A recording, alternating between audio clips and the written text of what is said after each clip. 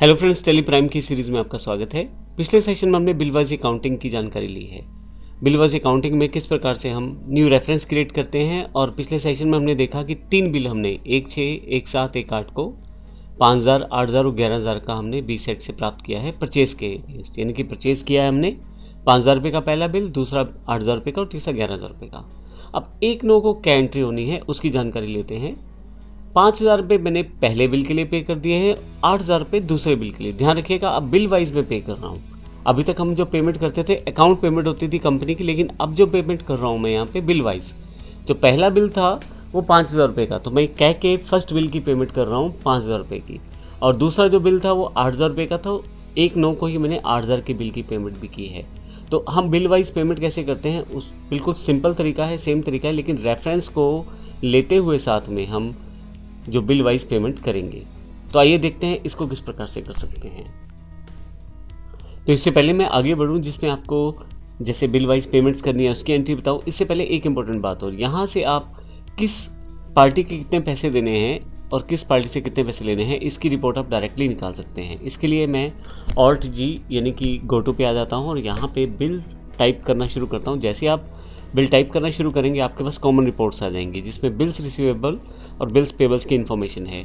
जिन party से हमने पैसा लेना है उसकी जानकारी आपको बिल्स रिसीवेबल में मिल जाएगी, और जिन पार्टीज़ को पैसा देना है उसके लिए बिल्स पेबल पे क्लिक कर दीजिए।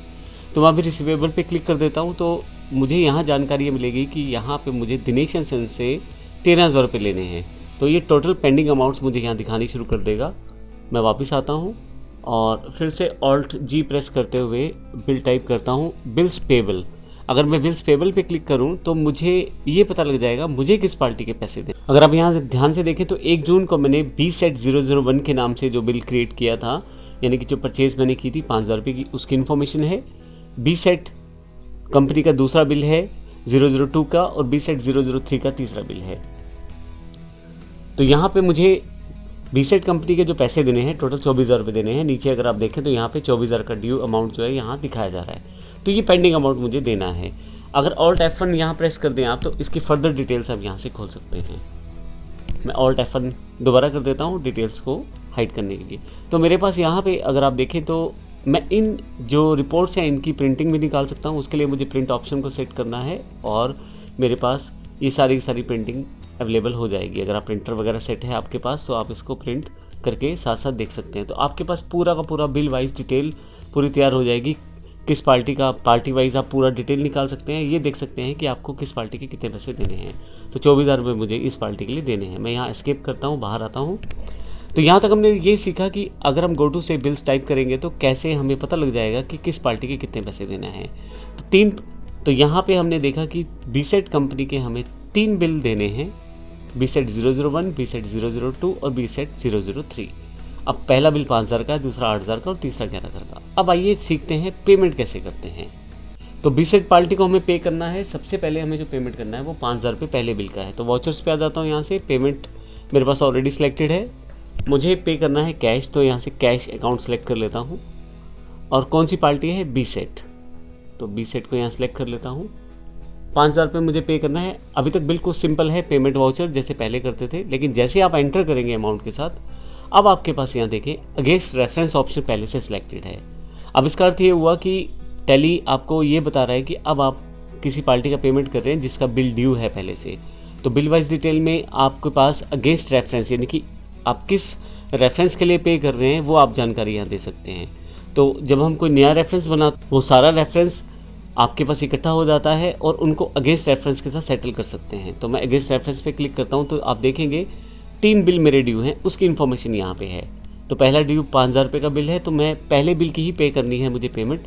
आप दूसरी या तीसरे बिल की पे भी कर सकते हैं। तो मैं पहले बिल के लिए सिलेक्ट कर लेता हूँ, 5,000 रुपये है, एंटर करता हूँ। और अब देखेंगे यहाँ पे नीचे अगेंस्ट रेफरेंस B-Set-001 के लिए 5,000 अपने पे किए हैं, और बेस्ट B-Set कंपनी का यहाँ पे बैलेंस उसने सेटल कर दिया है, 5,000 से कम कर दिया है। एंटर करते हुए नरेशन, और मैं एक्सेप्ट कर लेता हूँ।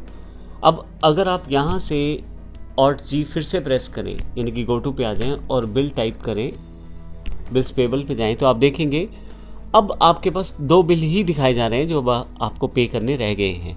वो जो डिटेल है वहाँ से हट गई है, क्योंकि पहले वाला जो बिल 5,000 रुपये का था वो बिल आपने पे कर दिया है, तो वो बिल अब यहाँ नहीं दिखाया जा रहा। मैं एस्केप करके वापस आ जाता हूँ और फिर से नेक्स्ट जो पेमेंट है वो मैं यहाँ से करता हूँ। दूसरी जो पेमेंट मुझे करनी है वो करनी है यहाँ से फिर से कैश और फिर से बीसेट कंपनी,